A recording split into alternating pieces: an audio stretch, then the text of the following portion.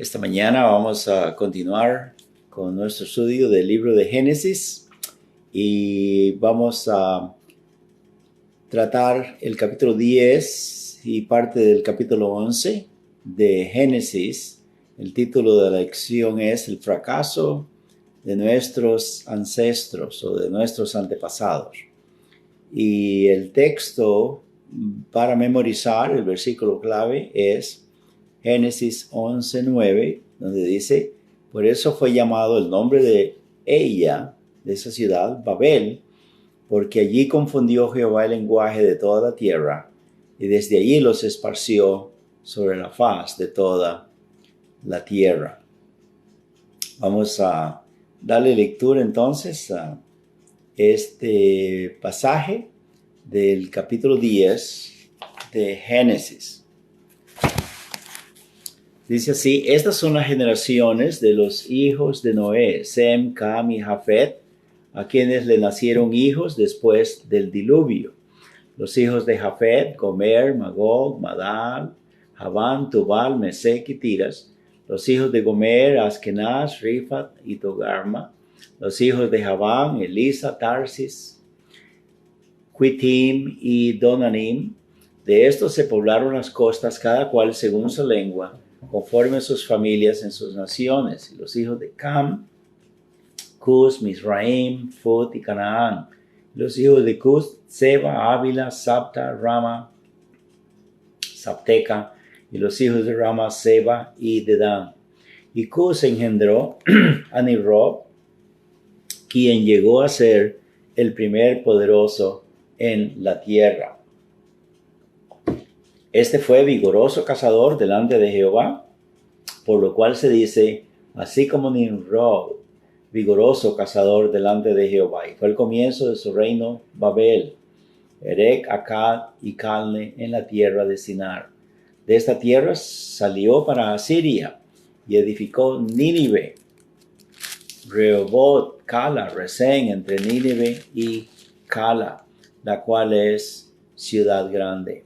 Mizraim engendró a Ludim, a Nanim, a Lehabim y a Neftuhim, y Patrusim, a Casluim, de donde salieron los filisteos, y a Catforim.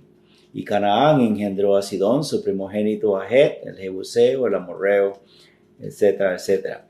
Vamos a leer hasta ahí. Vamos a cubrir ahora un poco acerca de el primer aspecto de esta lección sobre las generaciones de Noé. Tanto aquí en el capítulo 10 como el capítulo 11 nos sigue dando más información sobre esta genealogía de este ancestro. Dice que tuvo 3 hijos, ¿verdad? Sem, Cam y Jafet. Según dice la palabra de Dios, de todos estos hijos, se comenzó a poblar la tierra. Eso es lo que Dios quería, ¿verdad? La palabra, el nombre Sem, donde dice aquí Sem, Cam y Jafet, el nombre Sem quiere decir prosperidad, quiere decir fama, quiere decir renombre. La información que tenemos acá nos da 7 hijos de Sem y 7 nietos.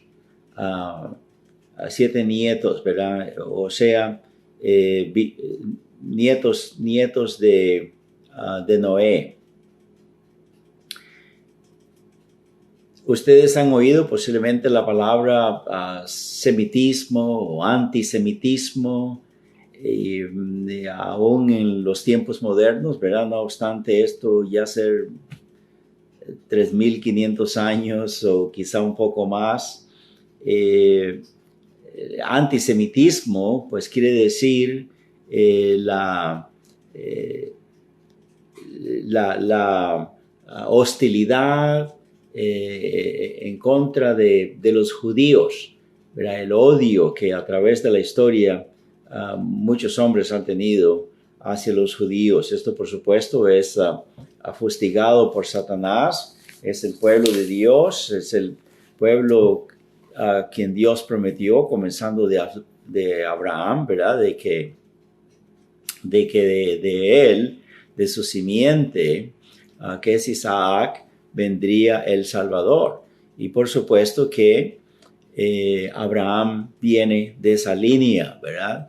De la línea de Sem y de Noé. Es la línea mesiánica. Y no es para menos, pues, que Satanás haya fustigado y provocado entre hombres y naciones este odio hacia los judíos, ¿verdad? Ellos han tratado hasta de exterminarlos, desaparecerlos de la tierra, pero eso no es posible porque nuestro Dios una y otra vez ha mostrado que Él los ha continuado protegiendo, ¿verdad? Y hasta la actualidad. Según los historiadores, nos dicen, ¿verdad?, que cuando Cam, más adelante dice la Biblia, ¿verdad?, que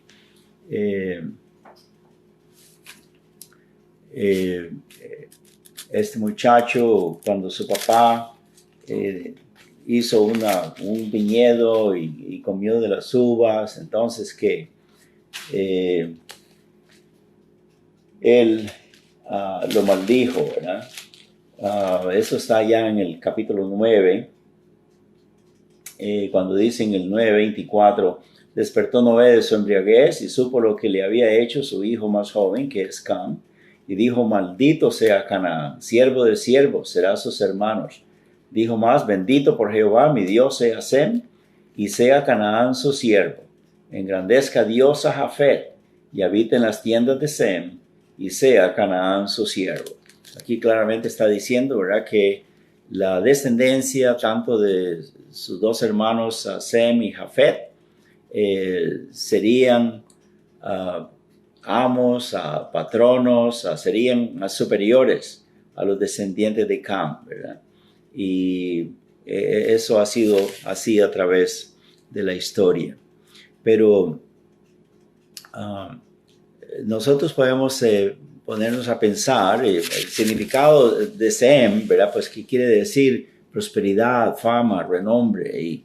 Y por cierto que sí, que este pueblo descendiente de Sem, el pueblo judío, ha sido un país muy próspero, ¿verdad?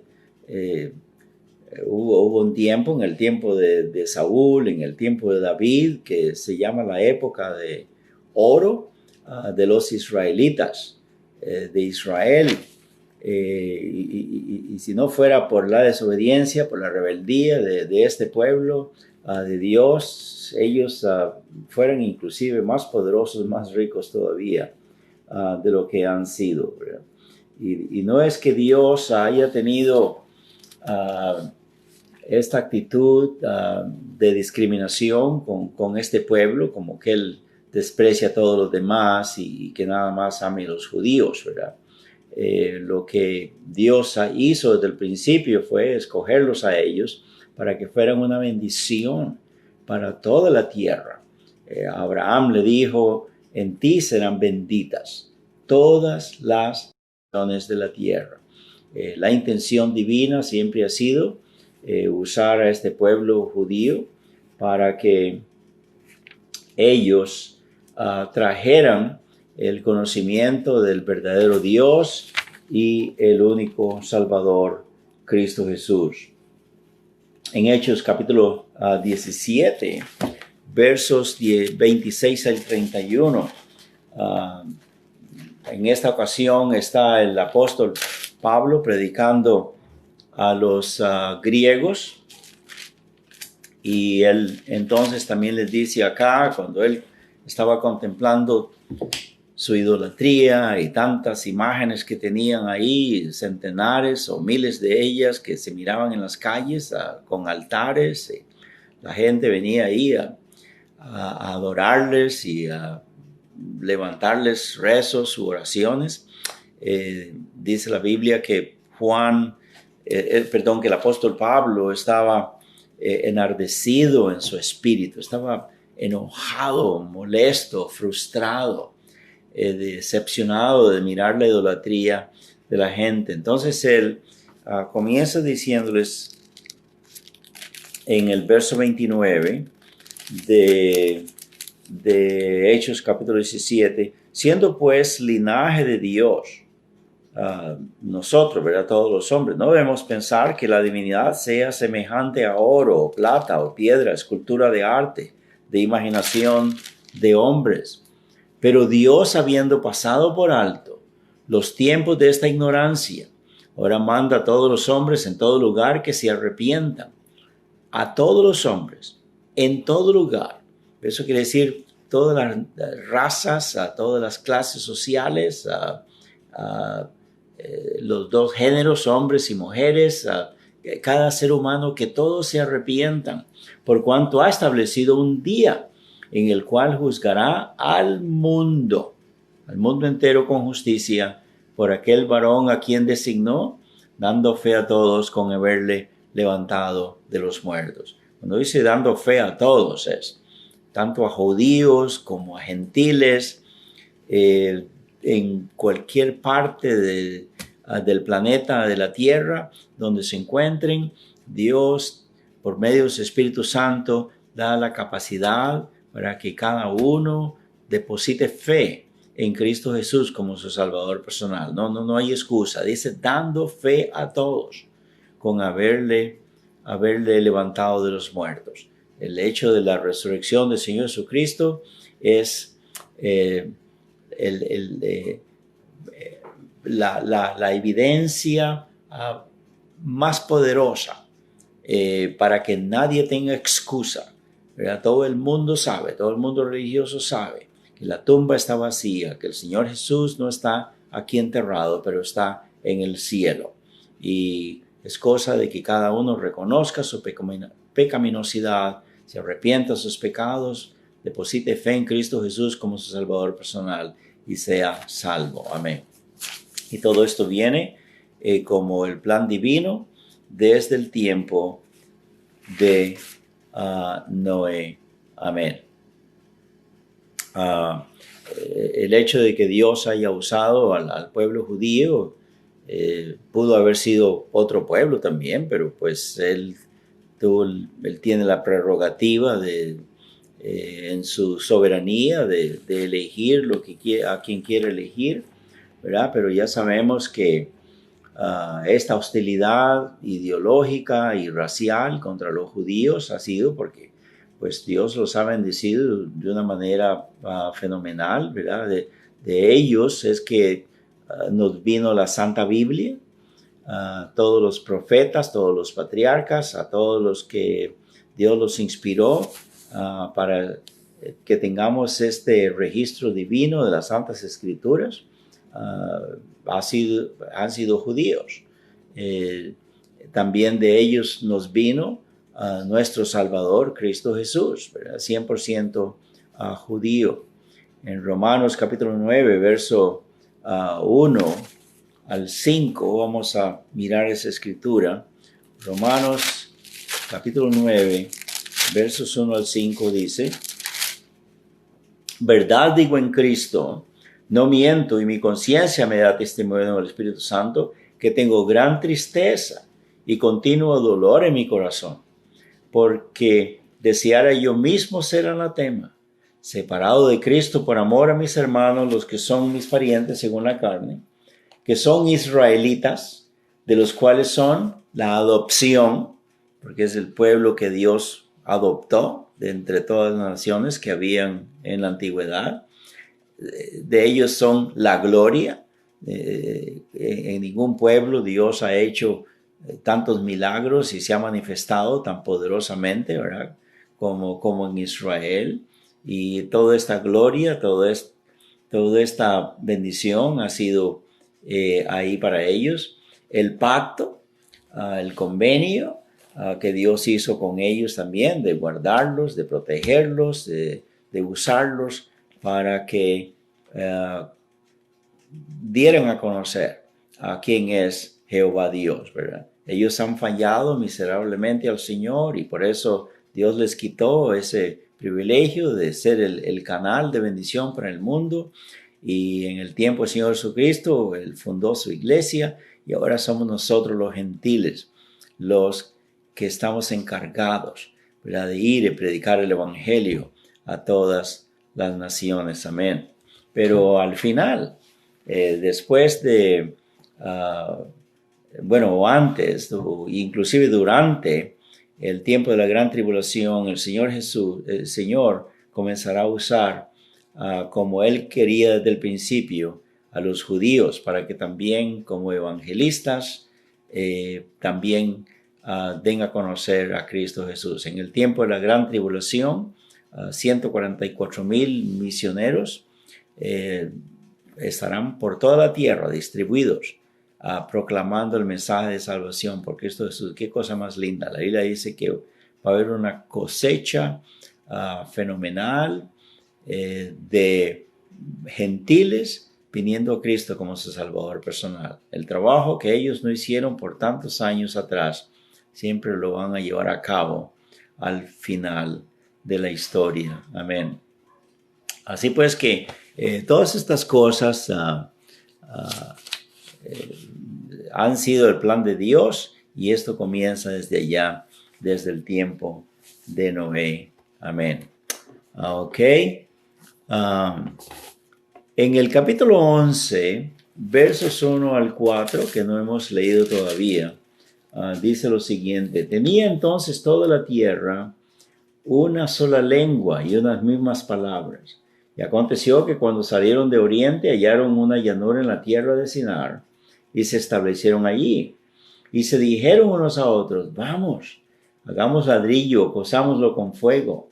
Y les sirvió ladrillo en lugar de piedra y el asfalto en lugar de mezcla. Y dijeron: vamos, edifiquémonos una ciudad, una torre cuya cúspide llegue al cielo, y hagamos un nombre, por si fuéramos esparcidos sobre la faz de toda la tierra. Y dice el verso 5, y descendió Jehová para ver la ciudad y la torre que edificaban los hijos de los hombres, y dijo Jehová: he aquí el pueblo es uno, todos estos tienen un solo lenguaje, han comenzado la obra, y nada les hará desistir ahora de lo que han pensado hacer. Ahora pues descendamos y confundamos allí su lengua, para que ninguno entienda el habla de su compañero. Así los esparció Jehová desde allí sobre la faz de la tierra, y dejaron de edificar la ciudad. Por esto fue llamado el nombre de ella Babel, porque allí confundió Jehová el lenguaje de toda la tierra, y desde allí los esparció sobre la faz de toda la tierra. Este es el versículo para memorizar, ¿verdad? El verso 9. Ok. Y después nos continúa dando un poco más acerca de la genealogía de esta familia.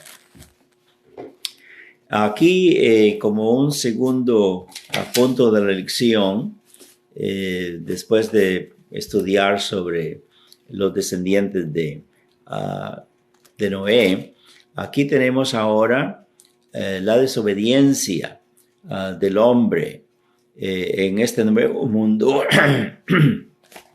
La naturaleza pecaminosa, rebelde, desobediente de Adán, por supuesto, fue transmitida también a todos estos que sobrevivieron el diluvio. No sobrevivieron, pero que ya pertenecen a este nuevo comienzo, ¿verdad?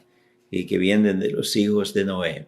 Aquí tenemos pues ya una multiplicidad de hombres y de mujeres, pero ellos, en vez de obedecer al Señor, como en el capítulo 9, verso 1, dice la Biblia que Dios quería que hicieran lo siguiente: bendijo Dios a Noé y a sus hijos, y les dijo: fructificad y multiplicaos y llenad la tierra. Como Dios tenía el deseo, pues, y el propósito de que ellos se multiplicaran y se distribuyeran por toda la tierra. Pero ¿qué está haciendo la gente acá? No, quedémonos acá, este valle está bonito, esto aquí está muy fructífero, hagámonos una ciudad, edifiquemos una torre también y seamos famosos, ¿verdad?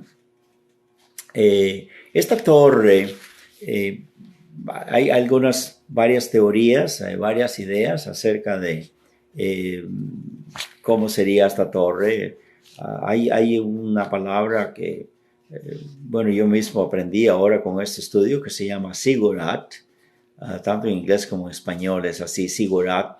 Es una especie de torre con escaleras alrededor en una forma circular, que era muy común en ese tiempo, ¿verdad? Y la usaban para poner un altar en la cúspide para sacrificar a sus dioses, ¿verdad? Invitando a sus dioses también para que vinieran ahí a estar en comunión con ellos.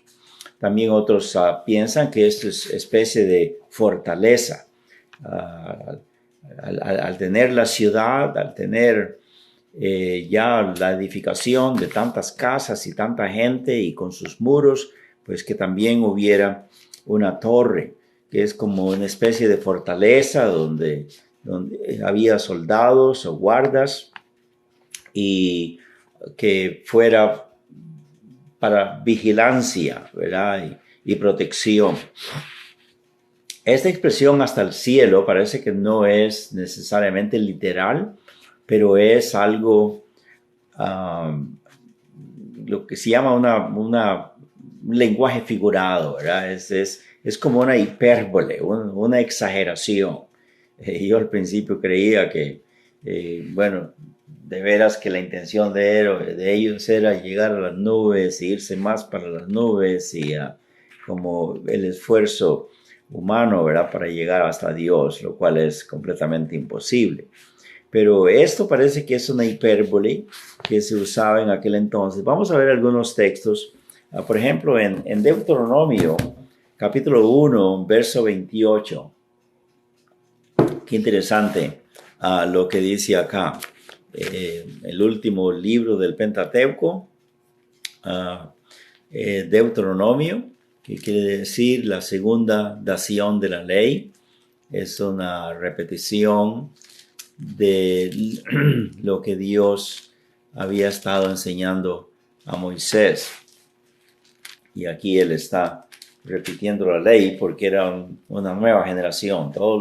La primera generación ya había terminado en el desierto, todos sus cadáveres habían quedado tendidos allá sobre la arena, y ahora la juventud, todos los muchachos de 20 años para arriba que iban a heredar la tierra necesitaban oír todas esas instrucciones de Dios, y por eso tenemos el libro de Deuteronomio, que quiere decir la segunda vez que la ley es dada, es lo que significa este nombre, Deuteronomio. Y dice pues acá, en el capítulo 1, verso 28,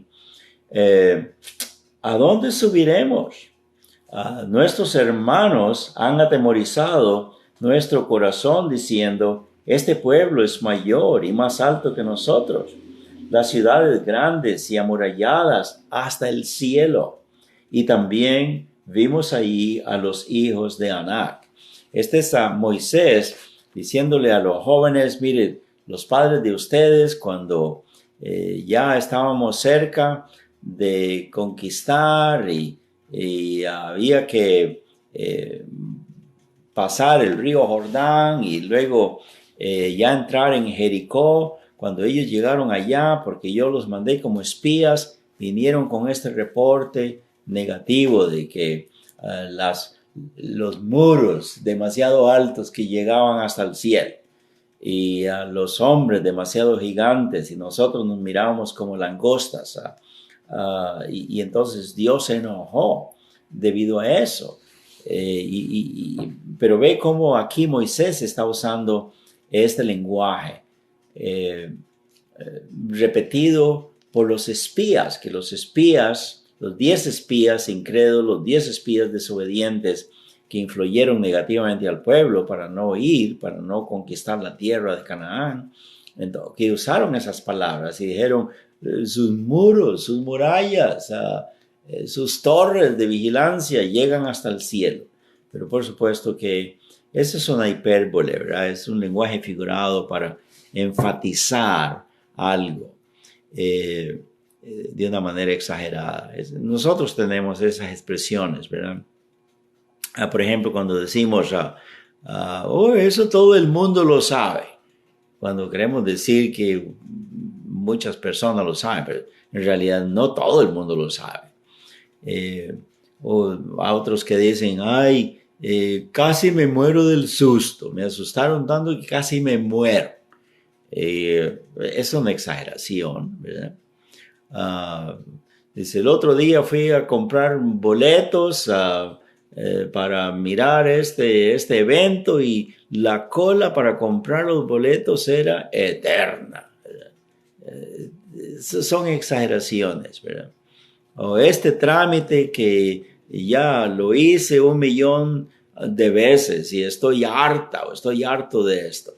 Nosotros usamos, eso se llaman hipérboles, son exageraciones, ¿verdad? Para enfatizar algo. Y es lo que estos hombres hicieron, pues, diciendo que los muros o las torres también llegaban hasta el cielo. ¿Ok? Debido a que estos hombres estaban desobedeciendo a Dios, en vez de distribuirse por toda la tierra, estaban centralizados ahí y ellos querían así, pues, como dice, la unión hace la fuerza, y pensando en enemigos también, que nos quedamos acá, nadie nos saca de acá, etcétera, ¿verdad? Pero en los versículos del 5 en adelante, creo que leímos el 5 en adelante, sí, descendió Jehová para ver la ciudad y la torre que edificaban los hijos de los hombres. Y dijo Jehová, descendamos para confundir sus lenguajes, ¿verdad? Ya leímos que había solamente un lenguaje, había solamente un dialecto, era fácil para todos ellos entenderse, ponerse de acuerdo, hacer planes, y ya sabemos, ¿verdad?, que el poder de comunicación en el hombre es grande. El poder de comunicación en el hombre es grande para lograr tantas cosas, ¿verdad? Sea en el campo científico, sea en el campo industrial, sea en el campo de instrucción, académico. Es tremendo todo lo que el hombre ha logrado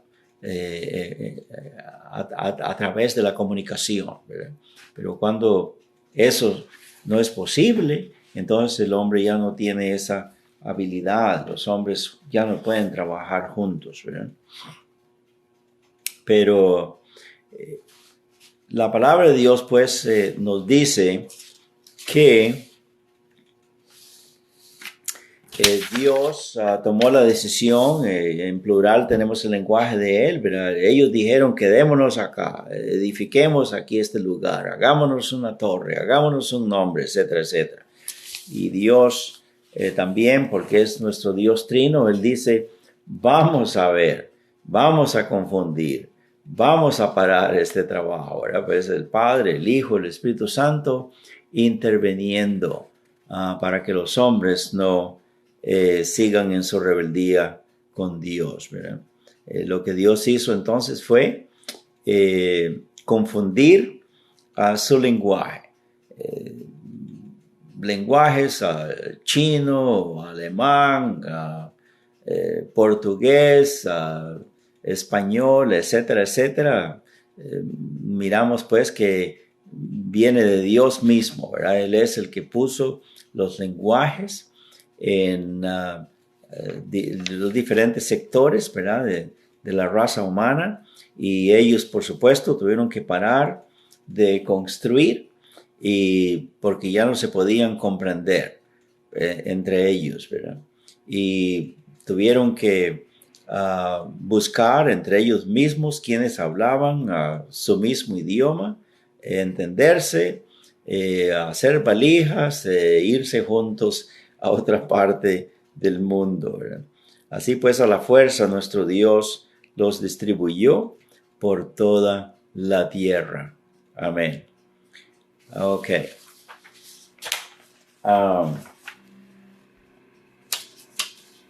En otra ocasión, que está en Hechos capítulo 2, miramos, ¿verdad?, la intervención divina. Para nuestro Dios, este problema específico allá en el tiempo de Noé no era nada difícil para él, y él nomás dicen, riéguense por toda la tierra. Y como no lo querían hacer a las buenas, entonces Dios los forzó, ¿verdad?, para que ellos, al no poderse entender, tuvieran que distribuirse por toda la tierra. Amén. Los idiomas, pues, no posan ningún problema para nuestro Dios. En el día de Pentecostés, capítulo 2, dice la palabra de Dios que el mensaje de salvación estaba siendo predicado por el apóstol Pedro. Acababa de venir el Espíritu Santo, estaban hablando en lenguas. Parece que hubo un estruendo fuerte, como el sonido de un trueno bien poderoso, y eso atrajo a la multitud. Era un día domingo, era el día de Pentecostés.